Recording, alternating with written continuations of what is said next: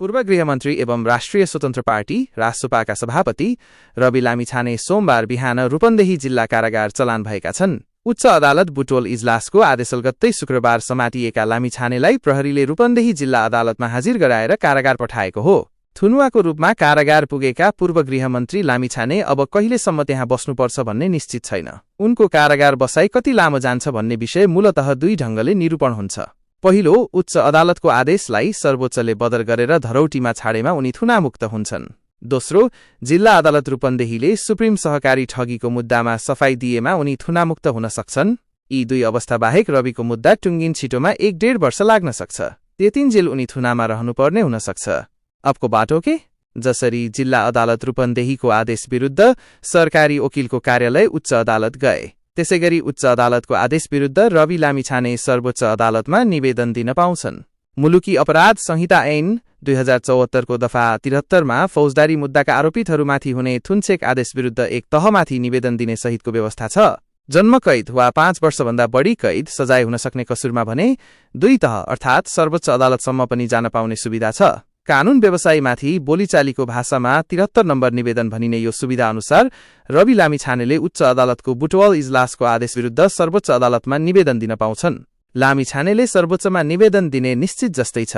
त्यो निवेदनमाथि सर्वोच्च अदालतले प्रारम्भिक सुनवाईपछि बुटवलबाट कैफियत प्रतिवेदन मगाउने आदेश गर्नेछ। कुनै अदालतले आरोपितलाई धरौटीमा छाड्ने वा थुनामा राख्ने आदेश गर्दा कारण र आधार खुलाएको विस्तृत विवरणलाई कैफियत प्रतिवेदन भनिन्छ। त्यो प्रतिवेदन पेश भएपछि सर्वोच्चमा उच्च अदालतले दिएको आदेशमाथि छलफल हुनेछ। सर्वोच्चले त्यही आदेश सदर गर्ने वा अरू आदेश गरेर बदर गर्ने विकल्प हुनेछन्।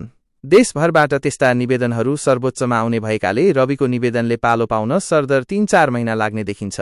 रूपन्देहीको सुप्रिम सहकारी बाहेक रवि विरुद्ध पोखराको सूर्यदर्शन, काठमाडौँको स्वर्णलक्ष्मी अनि चितवनको सहारा, चितवन सहकारी ठगीको आरोपमा पनि मुद्दा चलिरहेको छ। सम्बन्धित जिल्ला अदालतहरूले ती सबै मुद्दामा रविलाई धरौटीमा छाडेका छन्। तीनवटै अदालतको आदेश विरुद्ध सरकारी वकिल विभिन्न उच्च अदालत पुगेको छ, जसको सुनवाई हुन बाँकी नै छ। कति कैदको माग दाबी छ?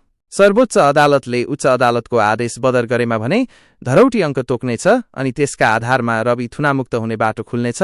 सर्वोच्च अदालतले पनि उच्च अदालतकै आदेश सदर गर्यो भने रवि लामिछानेसँग जिल्ला अदालतको अन्तिम फैसला कुर्नुको विकल्प हुँदैन। त्यस्तो अवस्थामा जिल्ला अदालतले गर्ने फैसला अनुसार नै उनी कति समय कारागारमा रहने भन्ने निश्चित हुनेछ।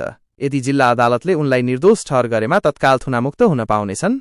दोषी ठहर गरेर उनी थुना र कारागारमा बसेको अवधि जति कैद तोकेमा पनि फैसलापछि बाहिर निस्कन पाउनेछन्। 3 वर्षभन्दा बढी कैद सजाय तोकेमा भने थुनामै रहेर माथिल्लो अदालतमा पुनरावेदन गर्नुपर्नेछ।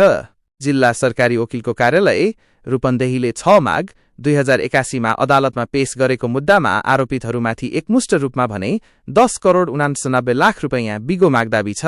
बढी कैद सजाय मागदाबी गर्न ठूलो आकारको बिगो देखाए पनि रविमाथि व्यक्तिगत रूपमा 2 करोड ऋण लिएको अनि गोर्खा मिडियामा थप 2 करोड रुपैयाँ ऋण प्रवाह भएको भन्ने आधार देखाई 4 करोड रुपैयाँ हिनामिना गरेको आरोप छ।